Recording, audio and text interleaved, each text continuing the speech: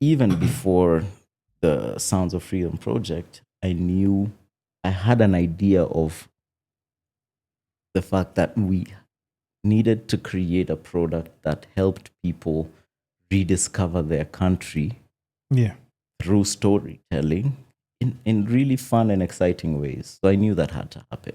And it was only a matter of time. And so I started production from Paris. Oh, for this project. What? That's crazy. We have a production studio in Donholm called Fiction Entertainment. And we started that in 2014.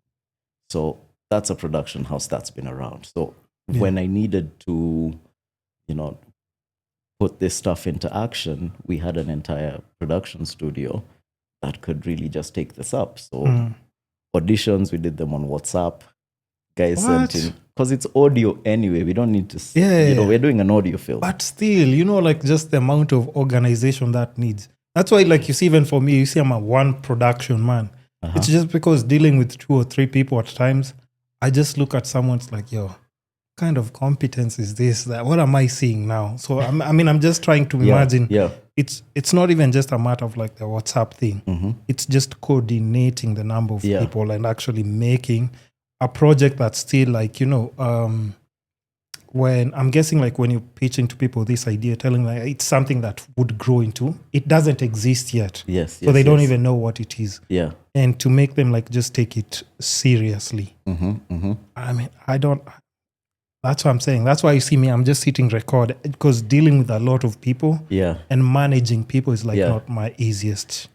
And it becomes like how watu wa diaspora wanajenga nyumbani. That's what I'm saying. That's what I'm saying.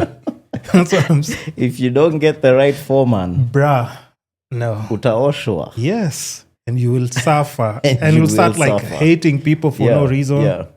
But now computers are there. Ukitaka kitu yote unaambia mtu fungua video call.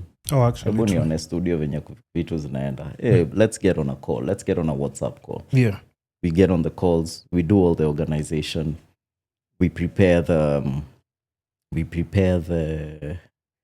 film. We wanted to do an audio film because I was experimenting on soundscapes and sound maps and how that can be an affordable way for creatives to tell stories about their environments. So whether it's a district, whether it's a neighborhood, you can literally tell this story. If someone's at a bus stop, you could have a QR code that someone could just plug into on their headphones and listen to a bit about the area. Okay, but now quick question. When you're developing this, in mind, do you know that you're going to incorporate the Karura work, or for now it's just like we're just coming up with like an audio film? The latter. So we were just coming up with an audio film. What? Yeah. And that's what I'm saying, why it sounds crazy, because that's what I'm saying, like before people, like even when you're including people in this project, you have an experience of like, you've gone outside, where this can go and everything. But now you still have to make other people believe this as well in the project as well.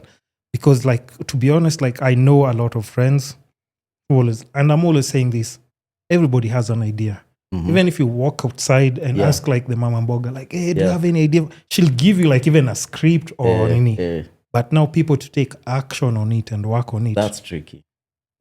So I think my biggest challenges was around creating teams that work, that understand the vision, and understanding that your biggest resource is the team. It's not the amount of money that you push into the project and the amount of things that you That's true. buy.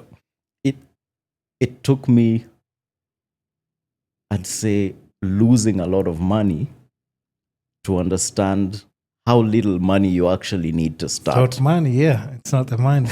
You need people who are like understand what exactly you're doing. And your strategy and your winning formula. So a lot of times the money you're losing is by understanding what doesn't work. That's true. You see, because now you have to try it first. You're like, okay, if I spend this much, will it give me any? Then you're like, okay. Exactly. So here I am in Paris first step before we even go anywhere is what are we creating? This audio film, what I'd experienced before was like the BBC radio dramas. That was like my reference. Okay. But we don't really have radio dramas as Kenyans, really. We don't really, television is bigger for drama. Especially for us. like right now. Yeah. So as much as there wasn't that reference point, it still goes back to who we are as Africans. We're storytellers, oral traditions. Bado itaingia mahali hapo. So when you're coming up with the idea for the script, yeah, do you know the storyline, or even now you're still? Yes. Oh, the storyline is still the Mau Mau. So the storyline is still the Mau Mau story. Okay. With script writer, we'd been wanting to do a Mau Mau film for so long. His name is Joel Tugaineo. Wait, is that the Ugandan? The Ugandan, yeah. Oh, okay. And we'd wanted to do this Mau Mau story since 2013. He's based in Kenya or in Uganda? We studied together in USIU. Okay, now you see, it has to make sense, man. Because I was just saying, like, why is this Ugandan writing Kenyan stories? Funny story. One of his friends came to the experience, to the walk. Mm-hmm. He was like, yeah. They even talked about some Ugandan who scripted, and he was like, guys, we're just some Ugandan. Yeah. But we love using that. We love telling people about this because we're also telling people that the African story is a Pan-African story. Yeah. The history that we understand about the Mau Mau, it has relations with so many other people. In Uganda, for example, Idi Amin boasted about how he fought with the Scottish against the Mau Mau, But in another perspective, we have Robert Mugabe, who, while he was still a young man fighting for his country, came to Kenya and trained with the Mau Mau so that he could go back and fight for his country. No, it makes so much sense because now if I go back, after listening to like even just the experience, now it took me back to, because I did the GHC. Yeah, so we used to be told those stories. Exactly. But now you start like, and then the one thing that I remember is just like, I was like, I wish these things were in school, man. Yeah. Because they don't go as in-depth as we go. I wish. I really there's wish. Links like Malcolm X, who looked up to the Mau Mau movement. What? Yeah. There's a clip where he literally says, in Alabama, we need a Mau Mau. In Mississippi, we need a Mau Mau. So we're seeing how a movement in Kenya that seems so isolated and no one even knows is inspiring the civil rights movement in America. So all these things are related. And so when we've worked with people from all over the world on this project, then it's only representative of the fight itself. Even in this fight, even when we say Mau Mau, even when we say the Kenya Land and Freedom Army, one of the factions of the Mau Mau was Maasai. No one knows about. I didn't even know, and a lot of things I'm finding out even as we develop the different episodes. So we have, lawyers who come and tell us, "Oh, my grandfather actually fought in the Mau Mau War." We have, the Embu, the Meru, and it was such a national movement that was really reduced to one tribe. But at the end of the day, it's like used. But the like stories have to be told, though. You see, now if part of your tradition, you're not telling those, and it's crazy because think about it right now. Let's say in the next probably 10, 20, 30 years, the people who actually got to experience because I'm guessing they're like in their 90s or late 90s. Yes. They might not be here anymore to tell us the stories. Yeah. What remains? Man, now it's just fiction. Exactly. And maybe people who wrote like scripts that we do not even know if it's true or false. But right now we still have people who are still, and I think like somebody like There's just somebody that people need to sit down and talk to, but I don't know how easy or hard that can be. But what's her name? Probably that's a job for you. Mama Ngina. Somebody needs a story from Mama Ngina. Oh yeah. Somebody needs to talk to Mama Ngina because she's experienced everything, like, and at the highest level. Imagine just her story. If she was to just tell you, like even maybe how Kenyatta used to tie his tie. Yeah, and you remember when the late Field Marshal Modoni, when she was cutting her dreads, she got Mama Ngina to cut her dreads. And everyone was like, what's going on? You see, that's what I'm talking about. And we oh my God. It's at around that same time when there was a story that came out about how they were actually detained together at some point. It's crazy. So there is a point when Jomo Kenyatta and the Mau Mau movement were like in the same camp. So the Mudhoni who her hair was being shaved, that's the storyline of Mukami. That's the Mukami in the... Yes. Oh my God. So what? Mukami, for those who don't know and who haven't come to Karura yet, you're going to... You're going to listen to the story of Mukami, who is a female freedom fighter who, unlike the usual stories we hear about the representation of women in the Mau Mau, she tells the story about the women who actually took up arms to fight. Yeah. And this is an important story that has not been told as much, but that needs to be told. And they need to be. That's what I'm saying. Like, it's so, because even like, when did she die, Mudhoni? When did she? But I remember the video, like it was even shown like on TV when, There's a video of that. Yeah. But that's what I'm saying. Like, even if you think about like even nowadays, our entertainment and what's pushed, man, it's just a bunch of garbage, man. Yeah. When we have like amazing stories, that's what I'm saying. Amazing stories. So think about like if Mama Ngina is not, God forbid, when she's not here anymore and nobody has gotten like just a sit down with her and engage with her just to, I mean, those stories, who else is going to, and even like at that royalty level, because I think first of all, she's the only royalty we have in the country left.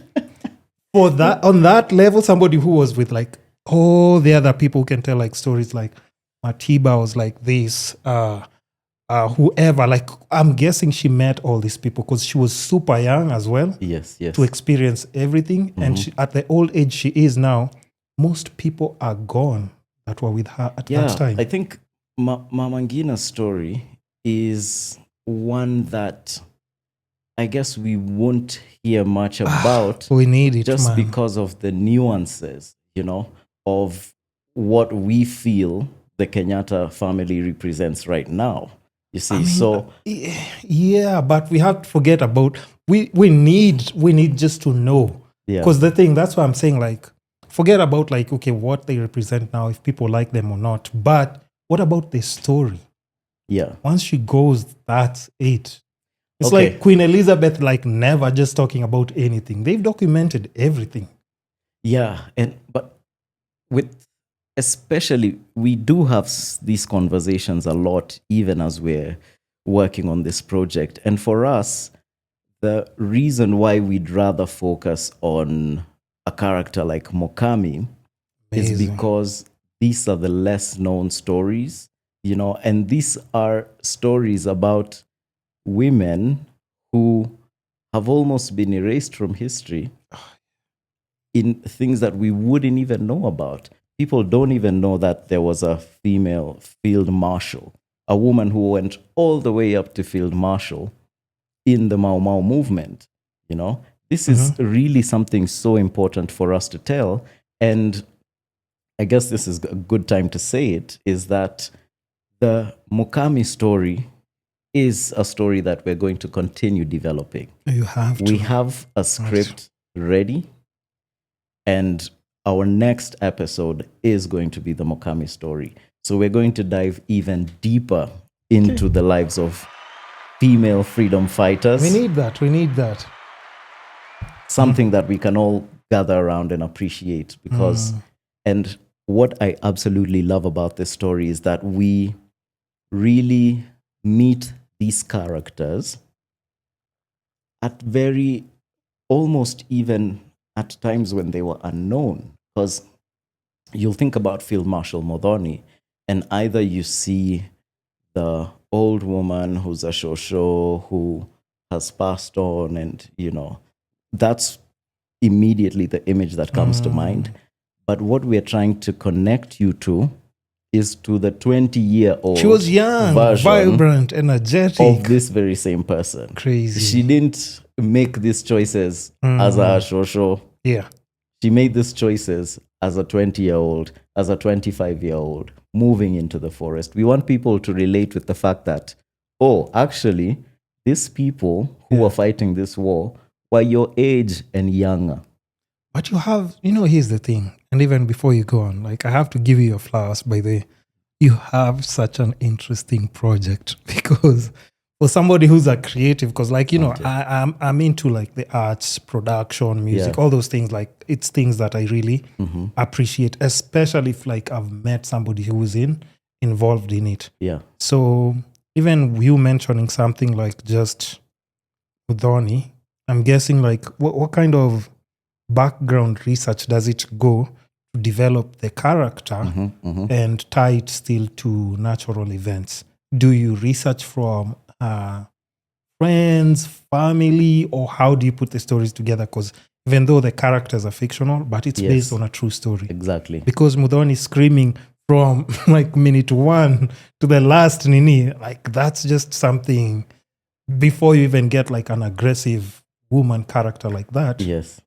I mean, is there research to family ties, or how do you just put it together?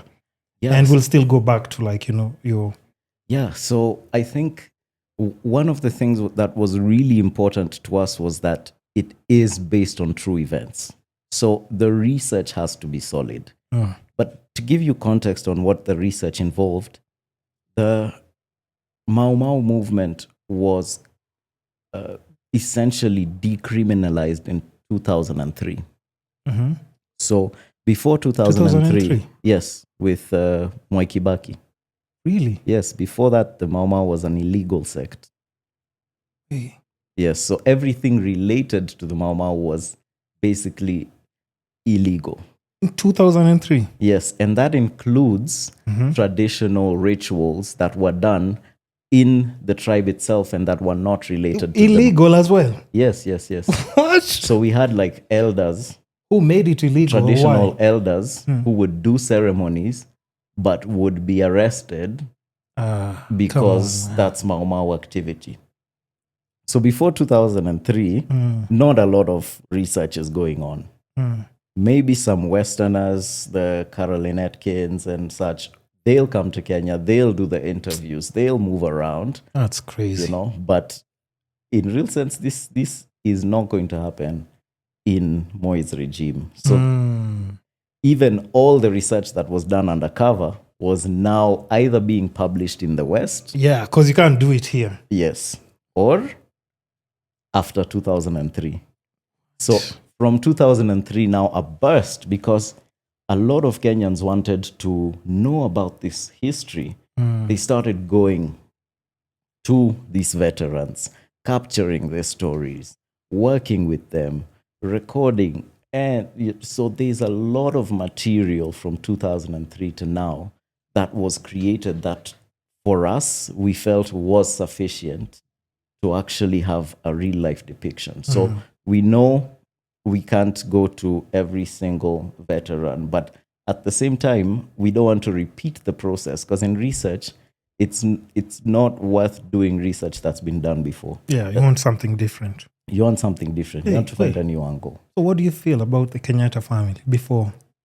Okay, let me just finish this one, because that's a hot potato. That's a hot potato. Now that I've thought about it, I'm just like, wait. Why? I mean, that's something that's very important.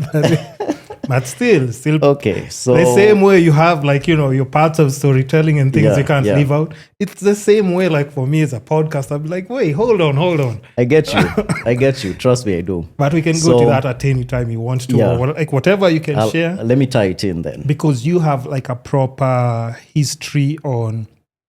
I had a lady guest who came and that's why like I even want to take you back to that. And she was explaining, because she's from Central, and she was saying like how a lot of people felt betrayed because like Kenyatta sold them like the Westerners or something. I didn't understand because I was like, where is this coming from? I see. And she was trying to, first of all, she's my friend, but she was trying to tie it down to how like even now, like maybe family ties are not strong because like there are men who had to go to fight. Yeah. Women were left behind. Yes. And how it's affected like the daughters, the sons differently. Like it's just a whole thing. And she was talking about it, but I was like, I don't understand it, but we'll still reserve another episode. Yeah. And there's a nuance that's really important. Okay. So let me just finish with the research process. Okay. Is that there's so much content for each and every one of us to go in and search just online, But for us as creatives, we know how difficult that is. And we know that needs a culture change. Yeah. People are not going to be rushing to the National Archives anytime soon just because the British released over 30,000 documents, related to their time as colonialists here. That's not going to happen. They did. They did in December. This past December? Yes. What? Yeah. So a lot of the files are just like administrative, nothing hot, just like records. But you can go as an individual and actually just read them. Yes. Really? Yeah. So there is no rush for that now, but for us as creatives, we understand the importance of it. So we give you like an entry point, if you don't want to go through all the research, but it's still important for you to know we've done the finest research. We've worked in collaboration with the National Archives. We are also in collaboration with African Digital Heritage, who are other researchers who do great work digitizing cultural heritage. Also, they go through and then... Yeah, they digitized even... they have 3D virtual reality reconstructions of concentration camps. Wait. Yes. So there is this movement. This is accessible to the public. This is accessible. Hey, what? Yeah. So there's all these stupid, really man. important things that we need to learn about our history. Yeah. So that we can make different decisions about our present, and so that we can almost even guarantee a different future for next generations. We need to be at a point where even for kids, it's really important for them to learn this. So we're also going to work on a kids episode. Do they teach Nini I don't know what system they have now in the syllabus, but do people get like the civic education like the way we used to like in GC? Yes, it's still there? They do. They even learn about the Mau Mau fight. We saw that in the textbook in Form 3. So there's bits and pieces of everything, but we do need to get this kids to learn a bit more about what actually happened. But that's what I'm saying, like whatever you have right now going on, I mean, I just don't want to, like as a creative, those who know. Yeah. Can you imagine like this, even like just the way people had set books and everything, but you guys develop things that can actually even go to school systems. This becomes kind of like the set book of, this movement, It'll be fire. For sure. No, but that's inevitable at this point. I think you're on the right track. So yeah. So for us, it's important for people to know the good, the bad, and the ugly of this history. Just the truth, let's say. The truth. But we may fictionalize, but a lot of the things that are happening in the film are very real. If you look at the episode that you listen to, which is episode 2, it's called The Oathbreaker, is that we heard about the oaths fine, but what does it mean to keep the oath? What does this oath consist of? And in what situations do you find yourself breaking this oath? And this kid finds themselves, in the Mau Mau movement. They're very, very passionate, they're ready to fight, and they've run away from home, from the homestead, the white settlers' homestead. They've moved into the forest, they've taken the oath, they're ready. And now, what's the first mission? Yeah. It's this very same kid going back to the white settler farm that they grew up in, because this will provide a strategic advantage for the Mau Mau, because this is the police commissioner's house. And of course, this kid knows where the rifles are. So for the one leading this mission, they see this kid, they ask them, hey, so where are you from? They immediately become an asset. So if nothing else, they're there to be used. True. Whether they survive that mission or not. Or not, yeah. And that's the reality. And so this kid luckily survives. But guess what? In that same farm, there was a little boy who was a friend of his and who they grew up with, and who now coming into this war is essentially an enemy. So it doesn't matter that you used to play with James as a kid and you guys didn't see color. Yeah. It's a whole different ball it's game a now. whole ball game now. There's an oath involved and you have to kill this kid. That's So crazy. we put people into these situations just so that they can understand what it felt like from a human perspective and from an individual perspective. And even after breaking this oath, what does it mean to you to try and redeem yourself, to try and still fight, to try and figure out why you're fighting?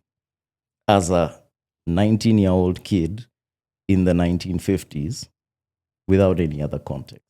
So we want to really humanize this story and bring it to people. And that's where the home guard story comes in, is that a lot of times in history we hear about the Mau Mau and we hear about the white settlers and we hear about the British. Yeah. But we don't hear as much about the home guards. Now, the home guards were people who were essentially given guns and basically became an army that was there to protect the British, They're like British Uncle Tom's, system, first of all. basically. Yeah. So we explore that. That's Before we crazy. even get to the Kenyattas, we explore who was this young man True. who Makes sense. picked up a rifle to go and kill Mau Maus in the forest. Now, this is the 1950s. The Second World War is gone. The British were like, we have a Mau Mau issue in Kenya. Okay, do we have leftover ammunition from the World War? Just give them as much as they need. I think it was 50 million pounds worth of ammunition in those days. And make sure you exterminate this thing for good. So the British bombers that were bombing Germany, Kenya, the British tanks, the British guns, ammunition, Kenya. We need to finish this Mau Mau story. That's crazy. So the people who carried these guns were Kenyan people. Yeah. Of the different tribes. And sometimes now, in this context, we're tempted to even... they're villains, basically. Yeah. Yeah, in this story of ours. Yes. They're villains. Yeah. But through our story, we get to understand the nuances that were actually involved, and we get to realize that there was a difference between concentration camps and protected villages. So concentration camps were for the bad guys. Yeah. The Mau Mau. I think Akina And their Dedan Kimathi, families. now when you're caught or something, you're thrown over. They're put in the concentration camps. Okay. And protection camps? And now the protected villages was a light way of still keeping them in this reserve system where they're not free, but they're safe. And so okay, from the Mau Mau. Come on, man. So yeah. We had young men who were given rifles and told that if you want to guarantee the safety of your family, you have to go into that forest and kill some Mau Mau. Go kill, yeah. So we actually had people who now we consider as villains who actually, if you ask them today, had to do this for the security of their families. So if you ask them, are you going to secure your family or are you going to fight the Mau Mau movement? You decide. So in the way that the British even honored these home guards for the villainous acts that they did in this forest, also shows you how twisted the colonial psyche is. Crazy. You see. So just mess around with your head and it's you killing your own people. They'll say that let's forget what happened. Let's forget the 15,000 Mau Mau that were killed in the forest. That's a lot. Yeah. Buried in mass graves. That's crazy. Unmarked mass graves. Let's forget the over 100,000 people who were detained.